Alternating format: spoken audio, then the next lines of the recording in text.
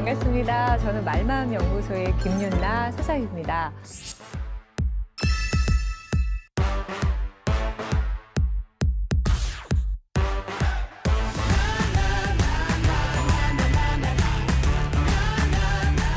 자, 그러면 오늘은 이제 두 번째 자기감 세우기인데요. 자기감이라는 건 내면의 신호, 기준이 자기감이었고, 오늘은 경계 이야기를 좀 해볼 겁니다. 여기서 말하는 경계는 이제 나랑 너를 쫙 가르는 그 기준을 말하죠. 자, 그런데 지난번 시간에 제가 이제 시나리오의 다양한 이름들 중에서 복종 시나리오 소개해 드렸어요. 근데 특히 오늘은 희생의 시나리오를 가지신 분이 더 귀 쫑긋 하셨으면 좋겠어요. 그게 뭐였지 아마 싶으실 텐데 우리 첫 시간에요. 왜 우리 가정에서 이제 지붕하고 기둥의 역할을 부모가 하지 못할 때 너무 빨리 자라서 정서적으로 경제적으로 해결자 맞아요. 에어른 역할 한 사람들을 말합니다. 그래서 이번에도 이분들이 이제 대화할 때 어떤 패턴을 보이는지 한번 볼게요. 이분들이 제일 많이 하는 말이 뭐냐면요. 내가 해결할게. 입니다. 나만 믿어. 멋있다. 내가 컨트롤할게. 내가 다 할게. 이런 말을 또 많이 하고요. 그러니까 반대로 그거 좀 어렵겠어. 난 못할 것 같아. 난 그거 준비가 안 됐어. 이런 말을 잘 못해요. 못한다. 근데 복종의 시나리오를 가지신 분들도 이 말을 못하잖아요. 근데 그분들은 두려워서 못하는 거죠. 근데 이분들은 두려움이 아니에요. 오히려 아까 멋있다 이렇게 말씀하셨는데 내가 해낼 수 있다는 믿음이 있어요. 왜냐하면 왕년의 해결사였기 때문에 가정에서 해결사였으면 밖에서도 다 해결하려고 하시거든요. 그런데 한번 생각해 보면 이게 좋기만 할까? 한번 고민해 봐야 돼요. 아까 이제 멋있다고 하셨고, 그리고 또 이런 사람 한 사람이 있으면 좀 좋잖아요. 편해요. 편해요. 근데 만약에 이런 거 생각해 볼게요. 한 팀이 있는데, 같이 일하고 있는데, 이 중에서 팀장이, 예를 들어 리더가 내가 다 해결할게. 내가 할게. 너희들은 신경 쓰지 마. 이런 식으로 내가 혼자 다 한다면 어떻게 될까? 그리고 가정에서도 예를 들어 삼형제가 있는데, 삼형제 중에서 장남이 형이 다 할게. 형이 책임질게. 형이 다 컨트롤할게. 라고만 한다면 나머지 동생들은 어떻게 되고 가정에 어떤 영향이 있을까 한번 생각해 보시자고요. 어떻게 될 것 같으세요? 혼자 다 하면. 나중에 좀 지칠 것 같아요. 그렇죠. 지치기도 하고 또 그렇게 좋을 때도 있지만 네. 나쁠 때가 더 많죠. 네. 뭔가 이제 그리고 내가 혼자 다 했으니까 맞아요. 뭐 어떤 보상이나 나중에 내가 다 할게. 뭐 이제 그럴 수도 있죠. 그런 거 있으면 형 하지 마. 몰랐지 나는. 아니 나는 하나 말고 해주는 거잖아요. 그러니까요. 아마 그런 어려움도 있을 거고 또 하나는 enabler라는 단어를 들어보신 적 있나 모르겠어요. enabler라는 용어가 있는데요. 이건 뭐냐면 내가 누굴 돕는다고 돕는 것인데 내가 너무 돕다 보니까 상대를 무능력하게 만든다라는 의미예요. 그러니까 리더가 혼자 열심히 일하면 나머지는 그냥 팀장이 할 거야. 이런 마음이 든다는 거예요. 그리고 예를 들어 장남이 다 하잖아요. 그러면 이제 그 동생들은 형이 해결할 거야. 뭐 돈 부족하면 형한테 이야기해. 이런 반복적인 관계가 만들어지면서 한 사람만 힘들어지는. 계속 희생자는 희생자가 되는 이런 이제 불편함이 있을 수 있고 관계에서요. 또 한번 계속 보시면 힘들어, 외로워, 나 무섭다, 나 그거 안 하고 싶어 이런 어리광을 못 부려요. 왜일까요? 어리광을 부려본 적이 없어서요. 이거 되게 속상한 일이에요. 속상하네. 제가 이제 사람들을 많이 만나다 보니까 6살 어린아이도 60대 어르신도요. 무서워요. 두렵고 외로울 수 있어요. 맞습니다. 근데 그 말을 못하는 거예요. 그러다 보니까 나를 위해서 좀 시간 좀 내줄 수 있겠어? 나랑 같이 밥 먹어줄 수 있겠어? 나 좀 도와줄 수 있겠어? 이런 걸 못하죠. 그래서 실제로 코칭에서요, 40대 이후, 50대 되는 이제 고객들을 만나다 보면요, 이런 말씀들을 많이 하세요.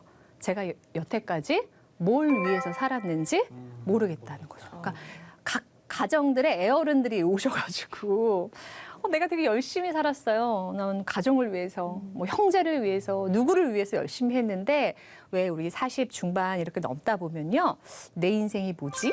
뭐 이런 질문들을 한 번씩 하게 되잖아요. 그럴 때 현타가 오신다는 거예요.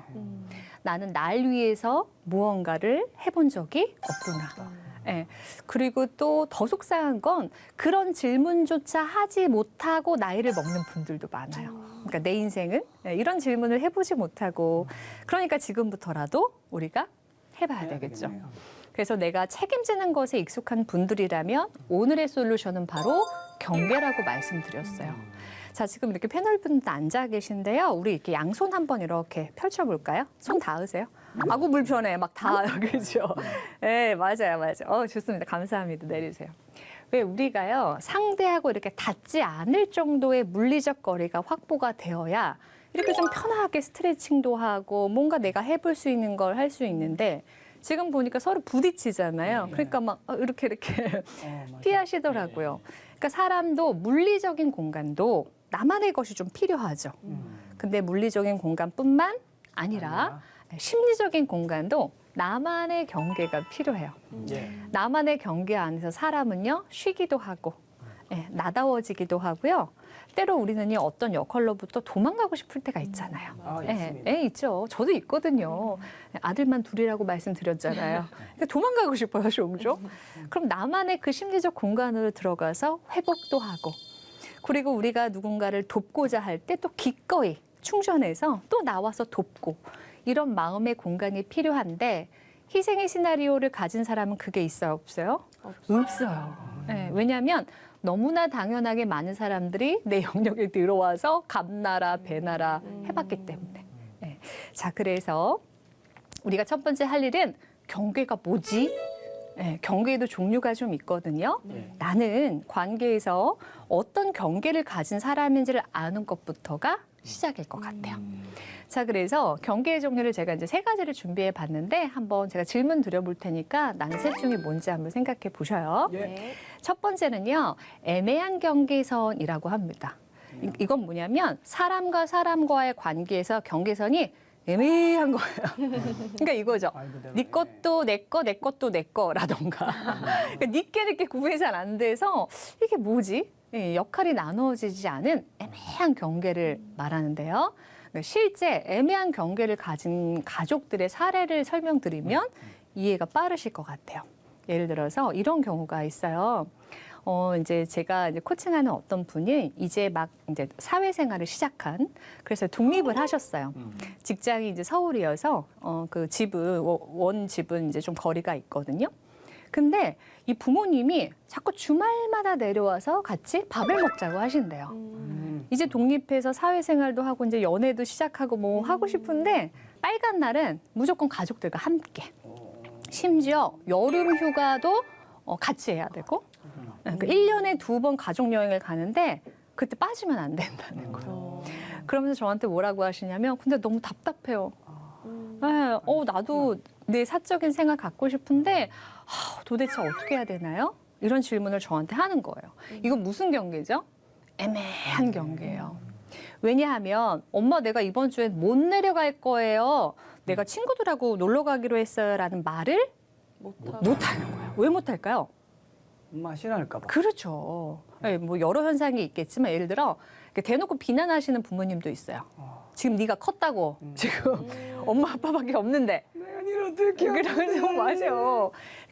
혼내시거나 아니면 다음 날 몸 좀 누우세요. 아파요. 갑자기 엄마가 머리가 아프고 몸살이 나고.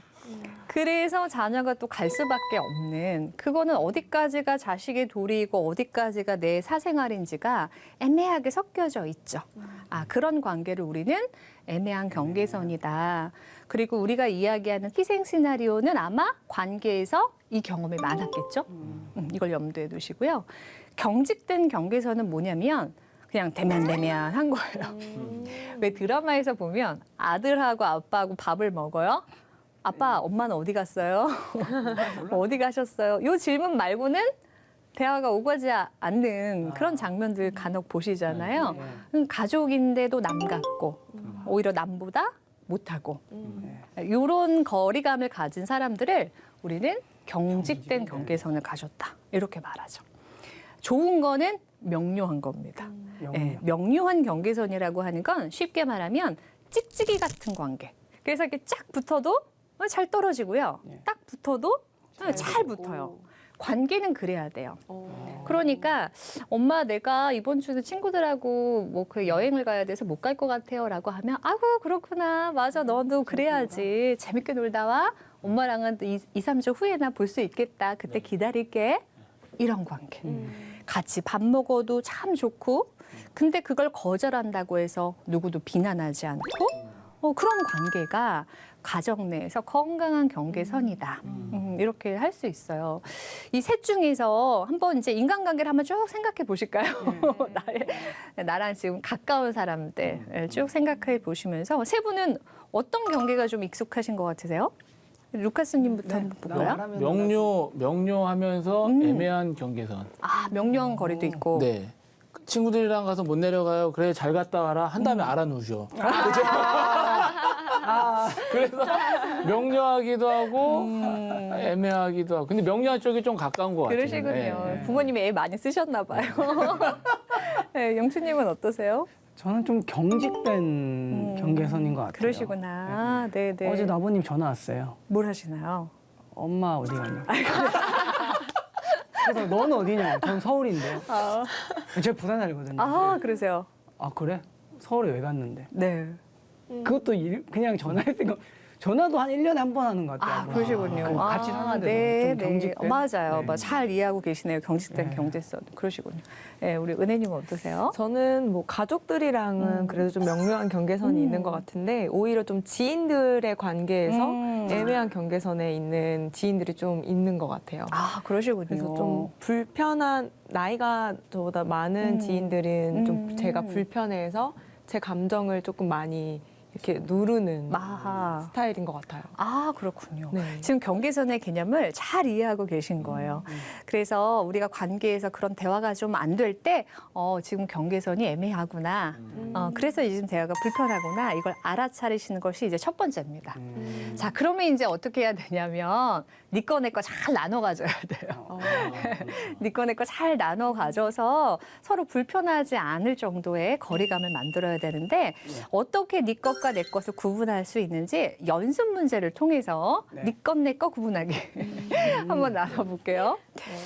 자, 일단 두 가지만 먼저 해봤으면 좋겠는데요. 첫 번째 이야기부터 같이 나눠볼게요. 첫 번째는 어떤 상황이냐면 엄마는 억지로 더 먹이려고 하고 근데 아이는 안 먹고 싶어 하죠.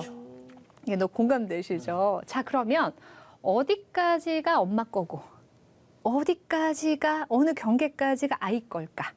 이거 잘 구분해야 되거든요. 그래야 우리 아이 내부지향 시나리오로 잘할 수 있거든요. 어떻게 할까요? 루카스님 한번 도전해 보시겠어요? 그렇게 하죠. 이제 억지로 강요를 하다가 안 먹고 싶잖아요. 네. 근데 억지로 먹이는 게 이제 너무한 것 같아서 이제 딜을 하죠. 이걸 먹으면 뭐 간식을 주겠다. 그죠, 그죠. 네. 맞아요. 근데도 안 먹어. 좋다. 그러면 오케이. 간식 먹기만 해봐. 이렇게 나가는 거죠. 네. 그런 식으로. 네, 흔한 가정의 모습입니다. 네, 그런 것 같습니다. 그렇죠, 그렇죠. 네, 저희 집도 작은 아이는 그렇게 달래기도 하고 협박도 하고 뭐 포기도 하기도 하는데 큰 애한테는 이거를 잘 구분해 볼 수 있는데요. 이제 방법을 좀, 그러니까 경계를 좀 알려드릴게요. 이제 저희 가정이 이제 실제 사례인데 어느 날 이제 큰 아이가 학교에 갔다 와서요. 엄마 여기 좀 앉아보시겠냐고 하더니 이제 김이 할 말이 있대요. 10살이라고. 10살이에요, 10살이에요. 예, 그래서 이제 이렇게 말해보라고 했더니 오늘 학교에서 배워왔는데 엄마가 밥을 더 먹으라고 강요해도 우리의 몸은 내 것이기 때문에 네, 우리의 신체는 내 거기 때문에 그러니까 경계를 가르치신 거죠, 선생님께서. 그래서 엄마 나는 먹고 싶지 않아요 라고 말하면 된대요, 엄마 라고 저한테 이렇게 말하는 거예요. 근데 그 말을 저한테 기니 하는 이유가 있어요. 그 전날 아이가 안칫밥을 잘 안 먹길래 제가 김을 더 싸가지고 이것만 먹어. 그렇죠. 이것만 먹어. 네, 그 말을 아마 돌려서 하고 싶었던 것 같아요. 자, 그 상황에서 배운 엄마는 어떻게 화답해 줘야 될까요? 그죠? 배운 엄마는 이렇게 합니다. 알려드릴게요. 맞아. 네. 아들을 더 먹이고 싶은 건 그 마음은 엄마 거. 그런데 먹고 싶지 않은 건 그래서 먹고 싶지 않아요라고 말할 수 있는 건 내 것. 그러니까 엄마가 그러니까 경계로만 말하자면요. 엄마가 아무리 강요해도 아이는 먹지 않아도 되는 겁니다. 예. 그러니까 생각해 보면 우리는 학교에서 그런 경계 배운 적 있으세요? 없어요. 엄마가 먹으라고 할 때 거절해도 된다. 이 몸은 우리의 것이니까 거기 따르지 않아도 된다라는 교육 받은 적이 없어요. 없죠. 반대 교육은 받아봤어요. 그렇죠. 엄마 준 거 반찬- 잘 먹어야지 뭐 이렇게. 어디서 반찬 투정이야? 네. 그렇죠. 밥을 남기면 혼나고. 예. 그런데 그 작은 장면에서도 우리가 계속 애매한 경계를 배운 셈이 되는 거죠. 그런데 제가 느낀 건 아들이 저한테 그렇게 말하면서도 제 눈치를 이렇게 보더라는 거예요. 보죠. 예, 그건 뭐냐면 지금 엄마하고 애매한 경계선이기 쉽죠. 자녀들은. 근데 이걸 명료하게 만들려고 하니까 왠지 마음이 불편한 거예요. 엄마한테 탁 명료해지려면 한 발 우리가 물러나야 하잖아요. 근데 이 아이는 그게 뭔지는 정확히 모르지만 뭔가 불편하다. 엄마한테 미안하다. 이런 말 해도 될까? 예, 약간 그런 마음처럼 느껴졌어요. 근데 제가 경계 맞아. 네가 알고 있는 게 맞아. 라고 해주니까 안도하는 그런 모습을 제가 볼 수 있었어요. 그러니까 이렇게 보셔야 돼요. 우리가 애매한 경계선일 때 거리감을 조정할 때 좀 불편하실 수 있어요. 부모님 좀 서운해 하시는 거 아니야? 내가 매주 갔었는데 나 이제 3주에 한 번만 갈 수 있다고 말씀드리면 좀 그렇지 않을까? 그런데 그렇게 하셔야 돼요. 예, 건강한 경계 안에서 자기감이 만들어지기 때문에요. 그러셔도 된다. 근데 재밌는 건 이런 거 있잖아요. 안 먹어도 된다는 아이의 마음을 제가 진심으로 받아주면 네. 그 경계를 인정하면 아이도 한 숟갈이라도 더 먹이고 싶은 엄마의 마음도 받아주더라는 거죠. 그래서 왜 엄마가 넣어주는 김밥을 억지로 먹는 것이 아니라 경계가 분명한 아이는 늘 내가 어디까지 내 땅인지 알기 때문에 자신감이 있어요. 그래서 엄마의 마음 내가 받아주지. 오늘 하나 먹어주지. 네, 네. 그렇게 또 먹더라는 거예요. 그러니까 경계를 만든다는 게 꼭 이기적이거나 개인적이거나 미안한 행위가 아니라 우리가 뭘 하더라도 더 진심으로 할 수 있는 기준이라는 걸 꼭 기억하시면 좋겠어요. 네. 이 연습 문제였어요. 네. 하나 더 한번 해볼게요. 하나 더. 이것도 이제 제가 겪었던 실제 사례인데요.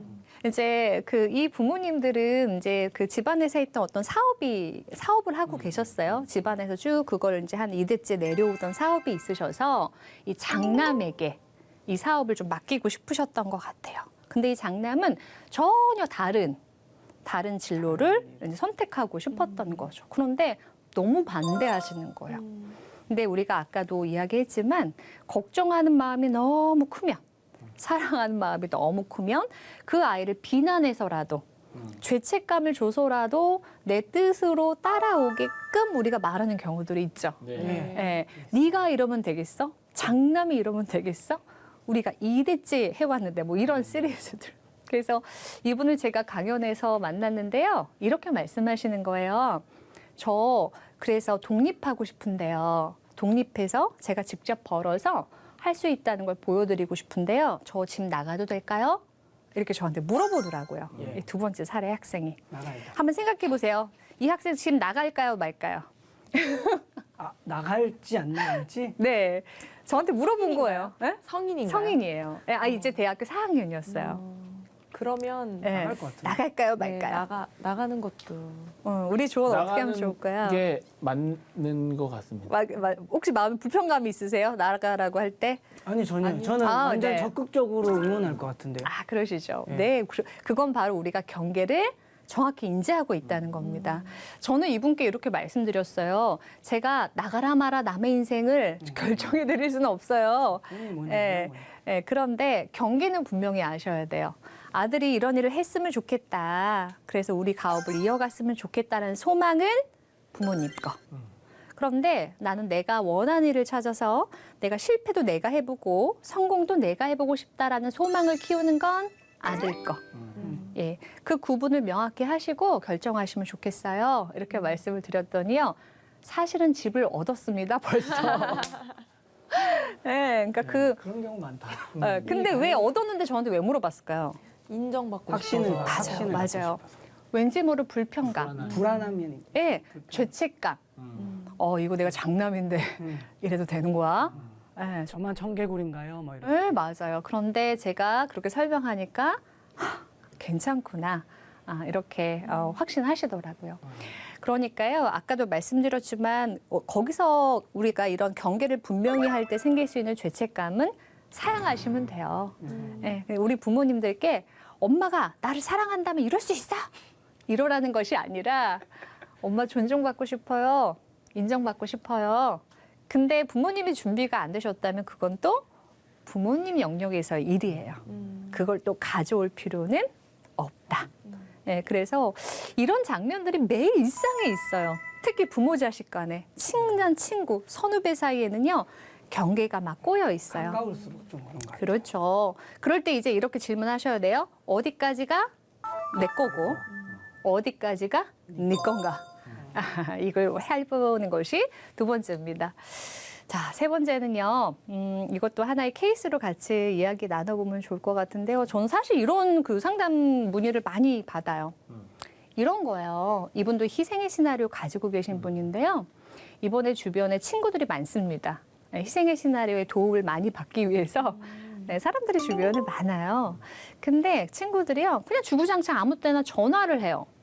밤 10시고, 11시고 전화해서 뭐 남자친구 얘기, 뭐 회사 상사 얘기, 욕하면 욕하는 대로 받아주고, 응원해주고, 해결해주려고 노력하고, 뭐 그런 사람들이 있잖아요. 근데 거기까지는 괜찮은데, 내가 친구들한테 전화하면 친구들이 전화를 잘 안 받는데요. 네. 그리고 나는 친구들 생일도 다 챙겨주고 취향까지 고민해서 선물을 사주는데 그 친구들은 내 생일도 모른다는 거죠. 네. 근데 그 패턴이 어떻게 돼요? 반복되는 거죠. 이분은 복종의 시나리오, 희생의 시나리오를 갖고 있는 분이었어요. 그러면서 저한테 제가 감정 쓰레기통인가요? 제 주변에 왜 이런 사람들만 생기나요? 이러면서 질문하시는 분이 많아요. 이건 지금 뭐가 어그러져 있는 거예요? 경계요. 네, 경계. 자, 이럴 때 우리 앞에서 한 거 다시 한번 짚어보면 적용해 볼 수 있겠죠? 내가 이런 관계가 반복되는 건 애매한 경계선을 내가 그냥 뒀기 때문이구나. 어디까지가 내 거고 어디까지가 친구 건지를 구분해야지. 네. 그리고 이번에 할 일을 뭐냐면요. 내가 더 주고 덜 받아왔단 말이죠. 이 균형을 맞춰야 돼요.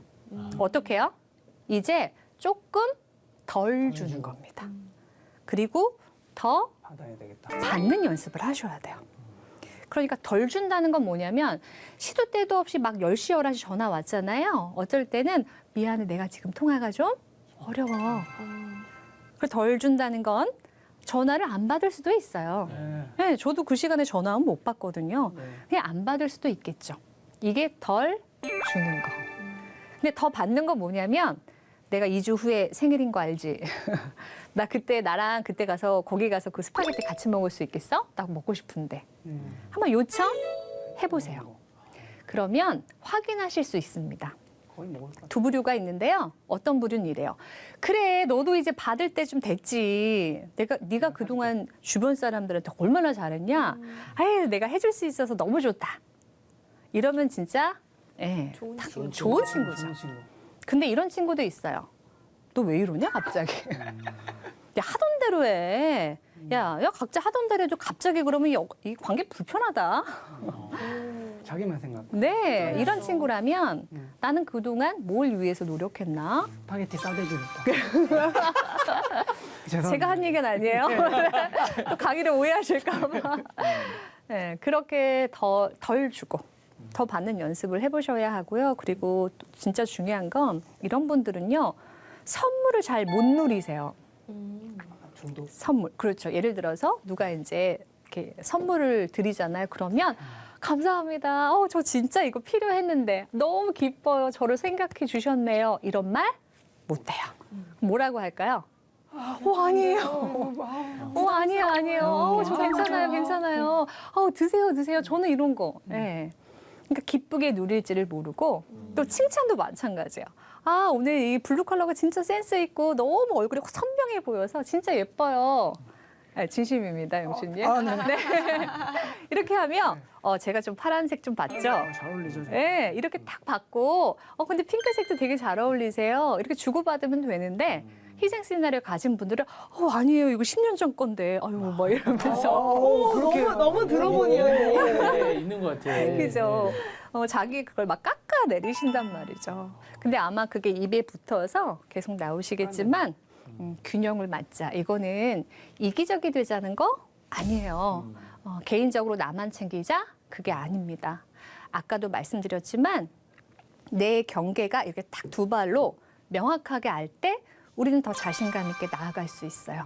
다시 말하면 내 영역 그리고 내 마음의 그 지도가 명확한 사람은 더 멀리 여행할 수 있다라고 하거든요. 네. 그 말을 관계에서 얘기하면 경계가 분명한 사람이 남도 기꺼이 더 돕고 기쁜 마음으로 억울해하지 않으면서 상대에게 선의를 베풀 수 있다. 그러니까 결국 나도 좋고 너도 좋다. 예, 그렇게 말씀을 좀 드려봅니다. 자, 이제 슬슬 마무리할 때가 네네. 네, 시간이 왔네요. 빨리 가네요. 네, 감사해요. 네, 그래서 우리는 결국 이렇게 말할 수 있어야 돼요. 다 하겠다고 하지 마시고요. 생각 더 해볼게요. 내가 지금 여력이 조금 안 된다, 어렵다 하시고요. 이렇게 해서 시간을 만든 다음에 날 위해 좀 쓰셔야 돼요. 맛있는 거 내 입에 먼저 넣고 좋은 옷 날 위해서 먼저 사고 네, 그리고 아까도 말씀드렸지만 힘들다고 고백하세요. 네, 힘들지 않은 사람은 없어요. 오히려 너무 센 척한 사람이 더 외로워 보이거든요. 그리고 선물도 기꺼이 누리시면서 우리의 시나리오를 조금씩 바꿔가면 좋겠습니다. 네, 그럼 오늘 강의는 여기서 이제 정리할 텐데요. 오늘 강의에서 가장 중요한 건 자기감, 그 중에서도 경계입니다. 이거 하나만큼은 꼭 기억하시고 다음 시간에 다시 뵙겠습니다. 오늘 강의 마칠게요. 고맙습니다. 감사합니다.